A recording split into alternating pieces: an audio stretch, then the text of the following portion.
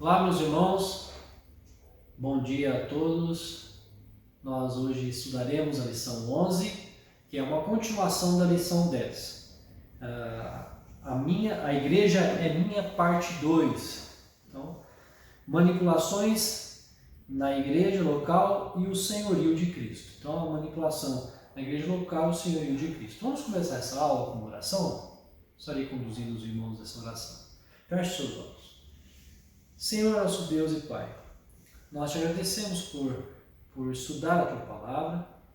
Isso é uma bênção vinda do Senhor, mesmo em tempos em que nós não podemos nos reunir, nós temos o privilégio de, por meio desses mecanismos, ó Deus, que o Senhor nos deu, anunciarmos e proclamarmos o Teu Reino.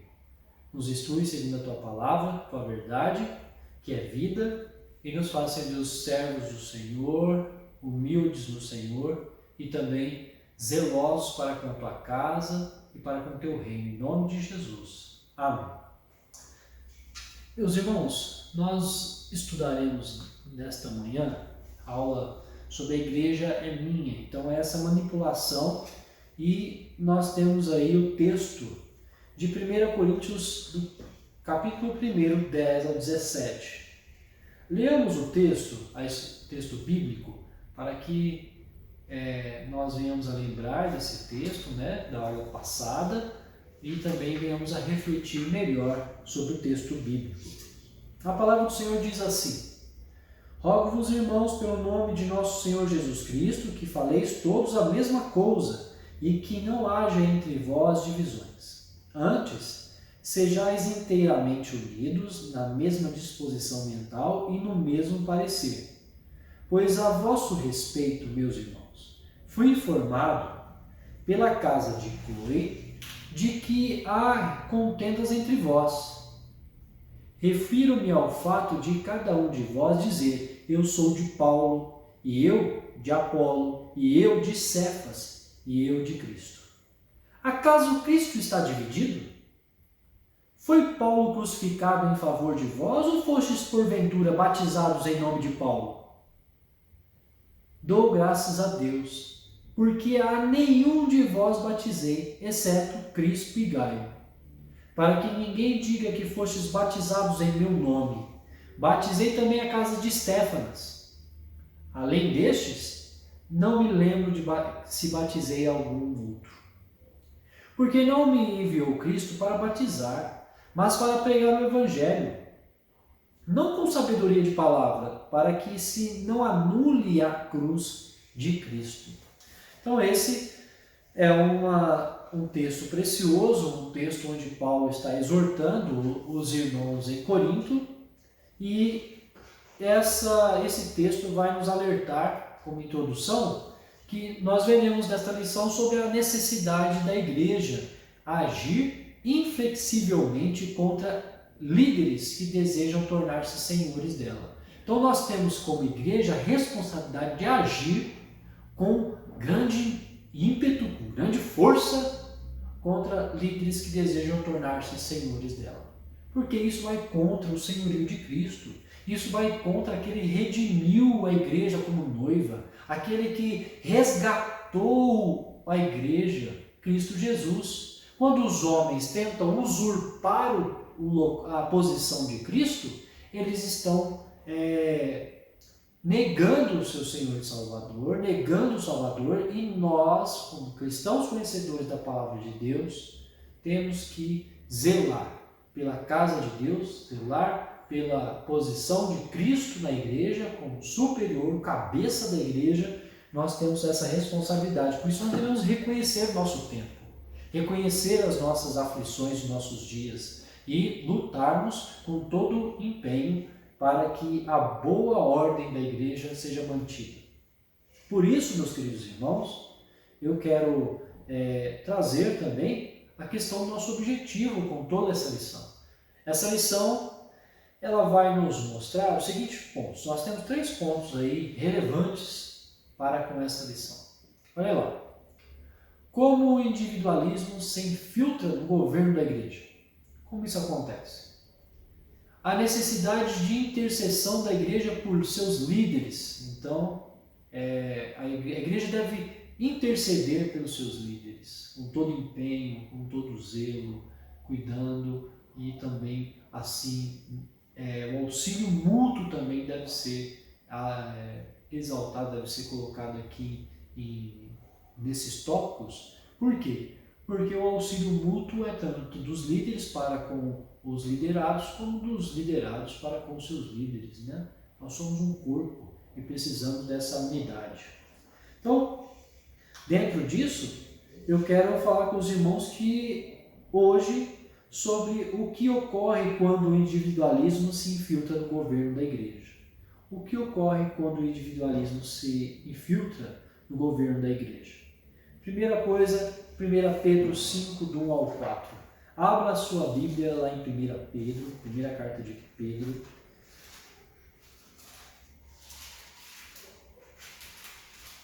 Capítulo 5, do 1 ao 4. 1 Pedro 5, do 1 ao 4. O texto vai nos dizer o seguinte: rogo, pois, aos presbíteros que há entre vós, e eu presbítero com eles, e testemunha dos sofrimentos de Cristo, e ainda co-participante da glória que há de ser revelada. Pastoreai o rebanho de Deus que há entre vós, não por constrangimento, mas espontaneamente, como Deus quer. Nem por sorte da ganância, mas de boa vontade, nem como dominadores dos que vos foram confiados, antes, tornando-vos modelos do rebanho. Ora, logo que o Supremo Pastor se manifestar, recebereis a imarcessível coroa da glória. Então aqui, Pedro está exortando aos irmãos que exerçam o presbiterado ou pastorado. Presbíteros aqui é o colegiado do nosso concílio. Então aqui unificando, tanto presbíteros hoje como pastores, ao pastoreio, chamando, convocando eles que sejam co-participantes da glória que há de ser revelada. O que é? Pastoreio o rebanho de Deus. Nós somos chamados para pastorear o rebanho de Deus. Olha lá, se nós fôssemos olhar aqui a questão gramatical do grego, está em posse, é a posse de Deus este rebanho.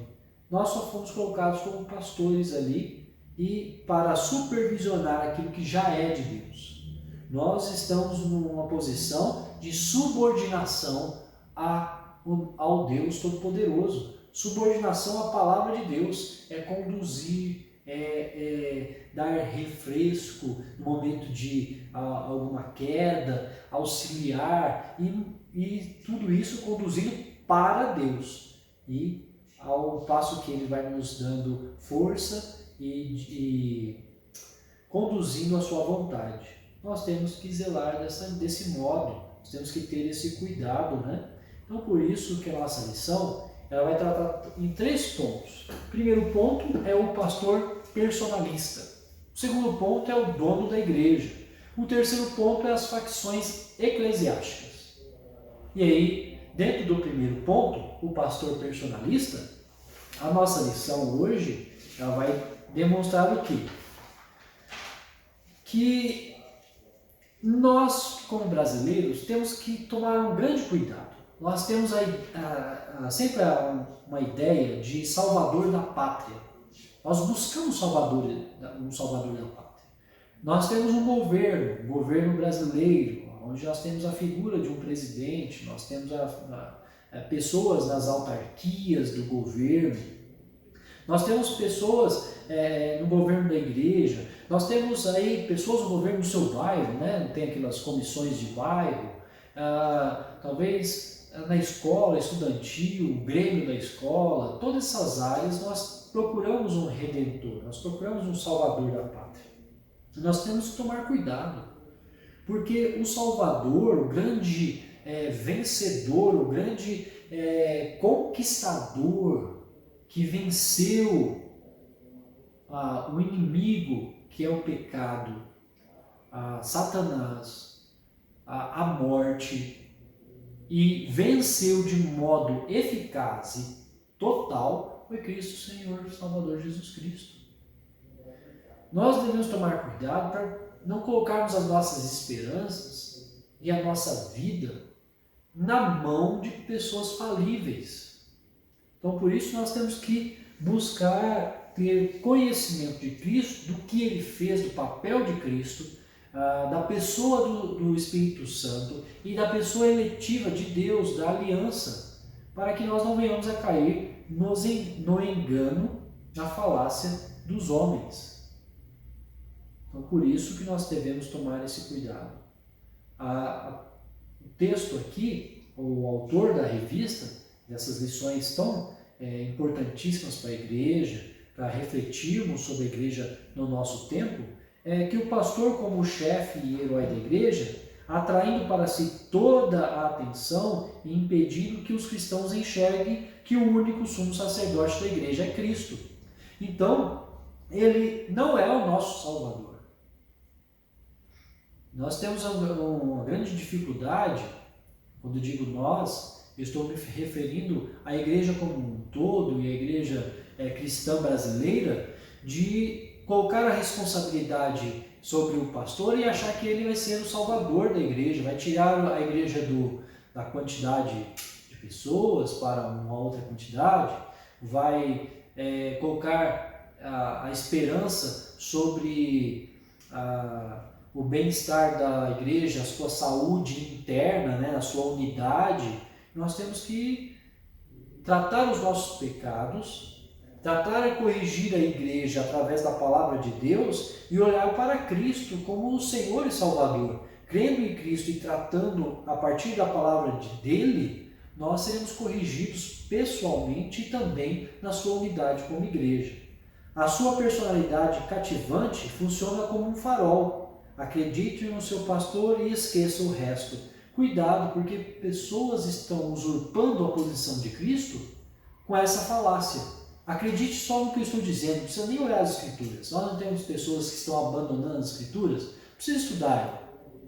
Busque a cura, busque a solução para os seus sofrimentos.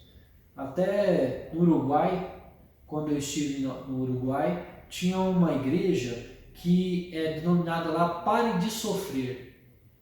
Então, as pessoas estão com a falta, dando uma falta, alguns líderes estão contribuindo e passando um falso sentimento de que as pessoas não irão sofrer nesta terra. E esquecem que o nosso Senhor Salvador nos prometeu uma vida eterna, que as lágrimas serão enxugadas lá na eternidade com Cristo. Então, nesse momento aqui, a gente não terá satisfação, não terá alegria, Estevão? Não, não quero dizer isso, na verdade. Não quero colocar isso na mente dos irmãos. Nós aqui temos alegria, temos ao passo que nós vamos nos aproximando do Senhor Salvador, ao passo que as nossas alegrias se tornam o quê? O trabalho, ou a satisfação nele. E aí nós vamos tendo alegria plena no Senhor, em que as coisas que passamos, elas se tornam ela é menor do que o que o Senhor nos prometeu. Então, com isso, você sofre menos com as aflições da vida, quando você tem real sentimento, real entendimento do que está nos prometido. Então, aquelas aflições diárias, elas vão ser mais suportáveis. Então, serão suportáveis, né? Então, quando olhamos para isso, a confissão de fé nos ajuda a entender isso. Como?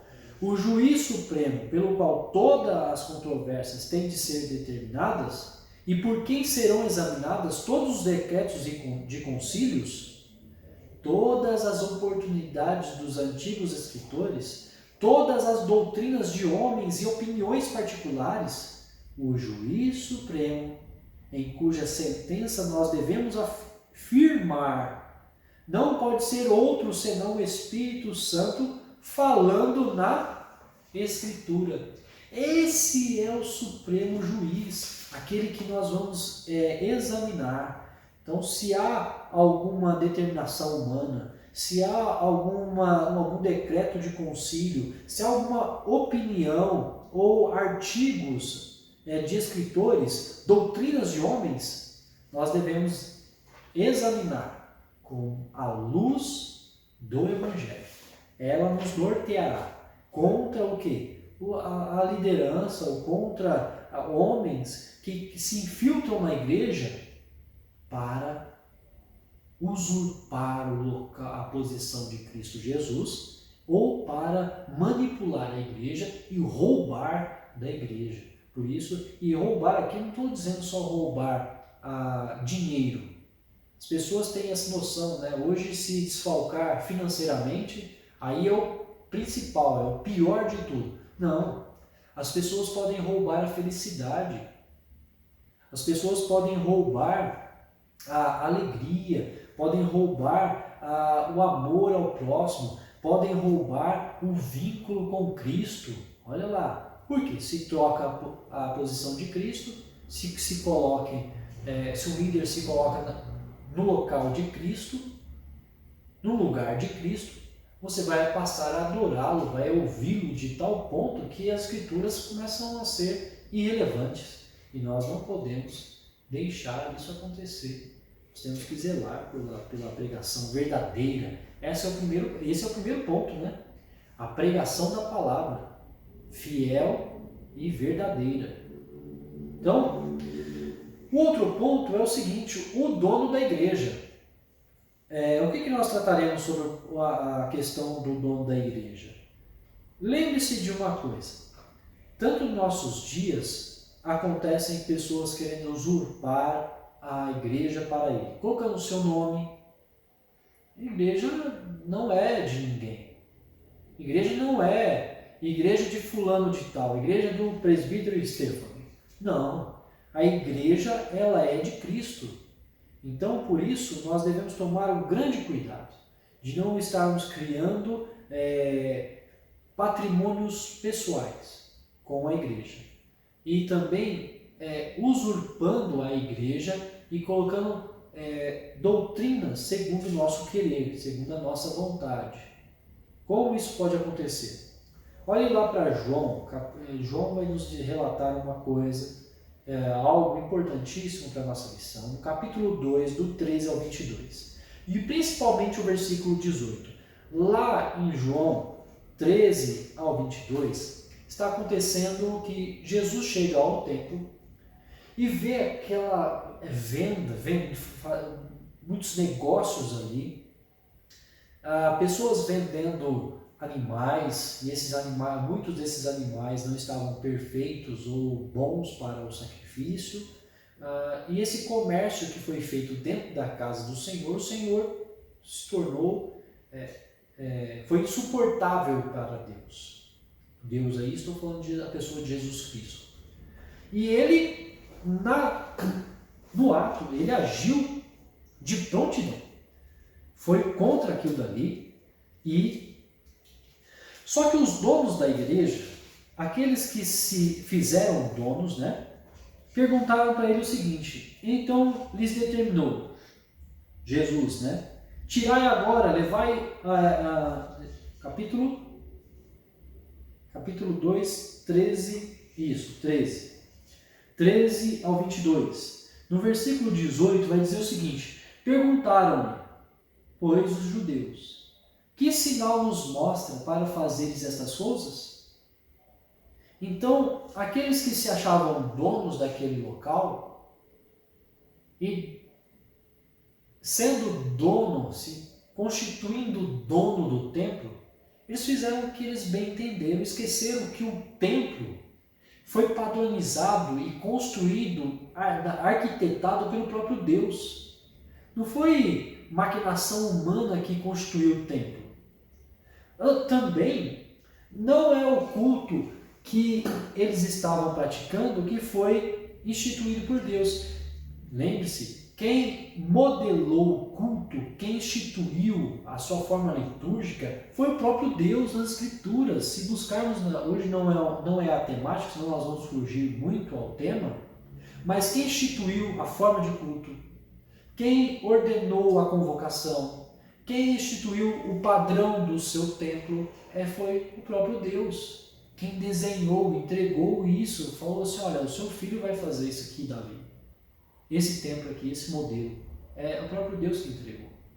Então, isso nos remete, quem é o dono do templo e quem é que instituiu o culto foi o próprio Deus. Então nós não podemos tomar atitudes que usurpem essa posição do nosso Senhor Salvador. Devemos zelar pelo culto, zelar pela forma litúrgica bíblica. As coisas que acontecem no nosso culto não devem ser pela nossa mente, pela nossa criação. Ah, não, vou colocar isso aqui porque isso aqui que é importante, isso aqui que é legal. Não, isso aí você vai se tornar dono dessa igreja. Vai fazer as coisas segundo o seu prazer. Isso aqui é para satisfazer as pessoas. Cuidado, você pode estar satisfazendo o seu coração pecaminoso e não estar satisfazendo aquilo que o Senhor quer. Ele quer a simplicidade. Meus irmãos, no tempo da reforma, foi tirado do templo tudo aquilo que era supérfluo, tudo aquilo que era criação humana, e o templo se tornou limpo, se tornou simples. O culto é simples, porque o culto é voltado para o Senhor. Por isso nós devemos tomar cuidado. Por isso nossa lição vai dizer o seguinte: ocupar o lugar que pertence a Cristo é abominável. O centro de toda a vida da igreja é Cristo e só Cristo. Nós devemos tomar esse cuidado. O terceiro ponto, né, na verdade, as facções eclesiásticas. O que nos traz esse relato sobre as facções eclesiásticas? Por que o governo eclesiástico, formado por representantes de grupos, deve ser rejeitado como uma aberração? Então essa pergunta aí. Por que hoje nós devemos rejeitar posições, pessoas que pensam segundo tal grupo na liderança da igreja? Meus irmãos, se eu vi isso aí, se eu escuto sobre isso, é no mundo. Uma realidade de alguém que entra na liderança, segundo a ideologia de algumas pessoas, no governo do mundo, é na escola do mundo, é na faculdade do mundo. Aqui na igreja deve ser rejeitado isso. Por quê? Pessoas não são colocadas na liderança para governar segundo o propósito ao grupo, mas é segundo as Escrituras. Meus irmãos, isso é inaceitável, é horrível de se pensar, mas nós devemos colocar nosso coração em xeque, prescrutar se nós não temos votado e conduzido pessoas à liderança da igreja segundo o nosso parecer. Olha, se eu colocar fulano, ele vai ajudar a mocidade. Se eu colocar ciclano, ele vai ajudar a SAF. Se eu colocar ciclano, ele vai ser mais moderado e não vai aplicar disciplina eclesiástica aos meus filhos. Eu acho que se eu entrar na liderança dessa igreja, eu vou fazer diferente. Eu vou mudar tudo isso. Eu vou flexibilizar para que entre pessoas dançando na igreja, que é outra discussão, mas estou só usando como exemplo. Meus irmãos, a igreja é de Cristo, a verdade é de Cristo. Nós só somos instrumentos, e instrumentos são usados para fazer segundo aquilo que o Senhor quer. Nosso papel é obedecê-lo. Nosso papel é ter um coração grato. Nosso papel é buscar unidade, mas segundo o crivo, segundo o juízo das Escrituras. Se pessoas não querem obedecer a Cristo, que sejam repreendidas por Ele. Se pessoas não querem ouvir o Evangelho e atender à Escritura e obedecer ao governo de Cristo, meus irmãos, nós temos que repensar nosso chamado para a salvação, para o Evangelho, para a vida com Cristo. Segundo,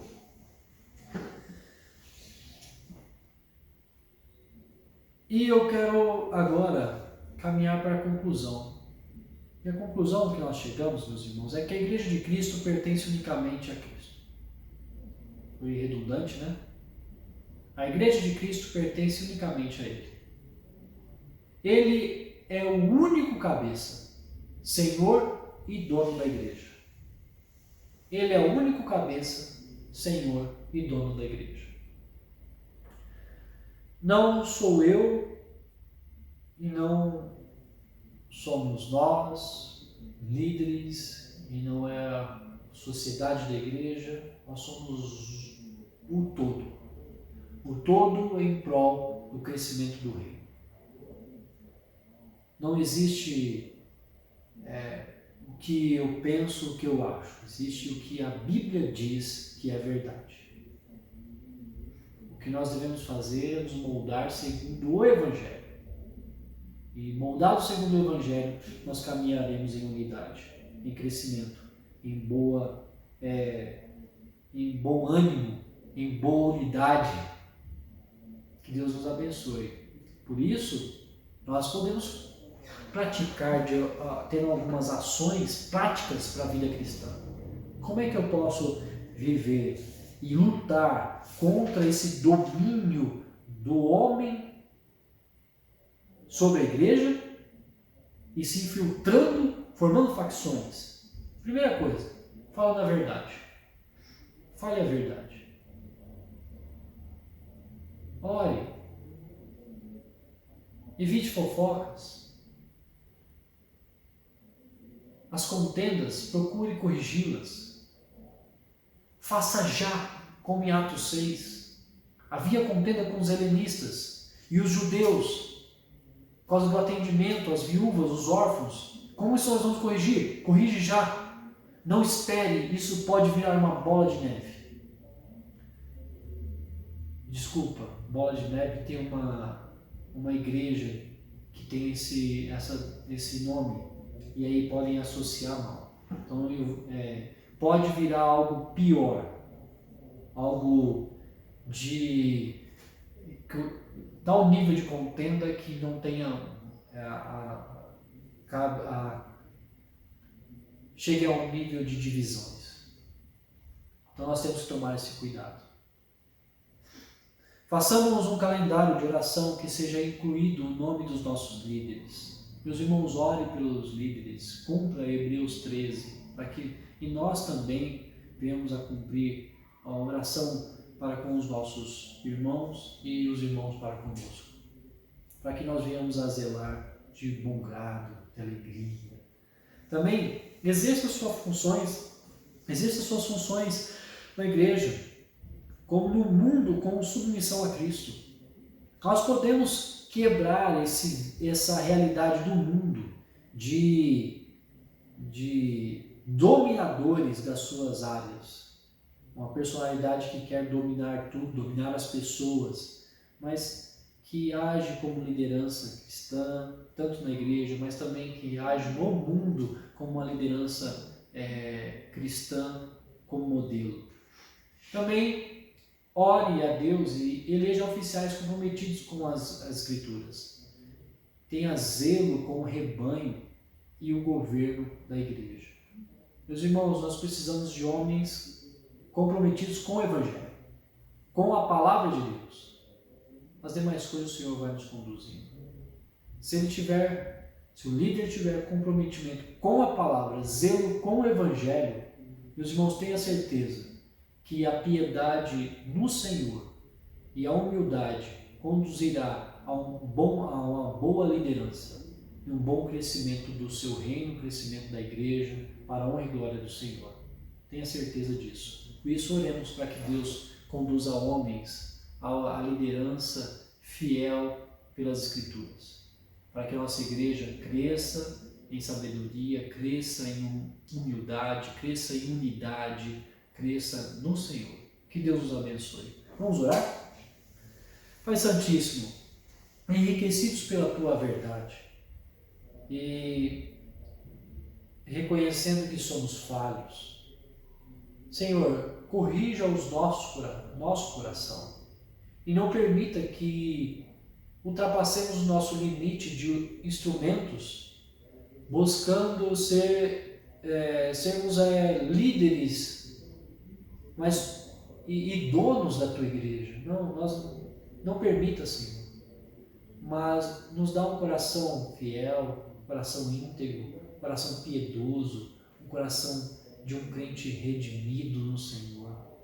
Pai, tenha misericórdia de nós e não permita que a igreja do Jardim P, como a igreja presbiteriana brasileira, como a igreja cristã brasileira, Senhor Deus, se perca e não reconheça a Tua palavra como verdade. Tenha misericórdia do povo brasileiro, tenha misericórdia dos nossos ministros que têm sido levantados para governar essa nação, os nossos irmãos reverendos, ó Pai, pastores do Senhor, que eles usem, que eles demonstrem essa vida prática, que o Senhor tenha misericórdia sobre a vida deles e da vida da Igreja Jardim P. Usa-nos, ó Pai, em nome de Jesus. Amém. Deus abençoe os irmãos e até a próxima.